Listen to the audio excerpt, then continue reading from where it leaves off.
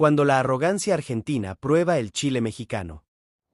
El boxeador estadounidense de ascendencia mexicana Jesse Bam Rodríguez había subido peldaños y se había colocado como uno de los nombres más importantes no solo en su categoría, sino que también en el mundo boxístico. Todo esto gracias a grandes victorias como la conseguida contra Carlos Cuadras, a quien había sorprendido venciéndolo contundentemente. También había pulverizado a otro pez gordo de la categoría, como lo era el tailandés Sor Rungvisai, logrando detenerlo en 8 episodios, pero Jesse Rodríguez tocó la gloria cuando despachó a quienes muchos consideraban como el mejor de la división, como lo había sido el mexicano Gallo Estrada, logrando consolidarse sin duda alguna como una revelación boxística y uno de los nombres más fuertes en las listas libra por libra.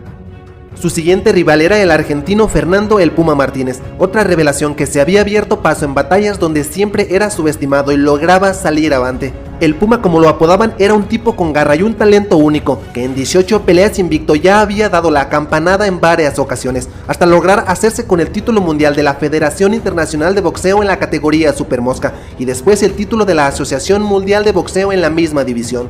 Pero el problema fue cuando la soberbia de los argentinos se hizo presente y subestimaron al de padres mexicanos, diciendo que este estaba inflado a base de marketing y no era la gran cosa como decían. Además pregonaban que ellos sí habían enfrentado rivales duros y en su mejor momento, a diferencia de Rodríguez, quien según el entrenador del Puma le habían puesto rivales viejos y a modo para poder inflarlo.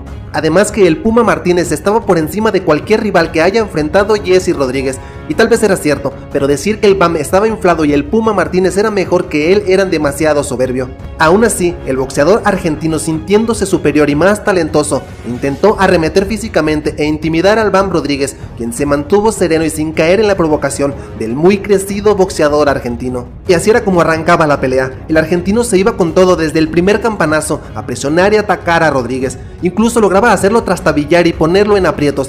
Pero el Bam Rodríguez se veía muy paciente y esperaba los embates del sudamericano y lo resolvía sin tanto problema. Pero esa presión de Martínez pasaría rápidamente y ahora era el sangre mexicana quien tomaba el control de la pelea.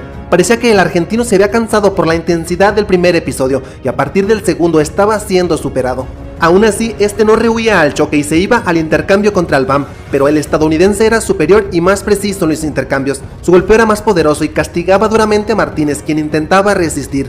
Pero cada ataque de Rodríguez lastimaba visiblemente al argentino, quien había dejado de lanzar golpes como en los primeros instantes. Todo esto a causa del agotamiento y de que el Bam lo contragolpeaba ferozmente cada que este despegaba las manos de su rostro, hasta que llegó un puñetazo infernal que se estrelló contra la mandíbula de Martínez y lo dejó inerte en la lona. La pelea había terminado dramáticamente con una mano izquierda letal que había culminado una paliza. El referee ponía fin a la pelea y el argentino no había podido defender con acciones todas las palabrerías que había dicho su equipo.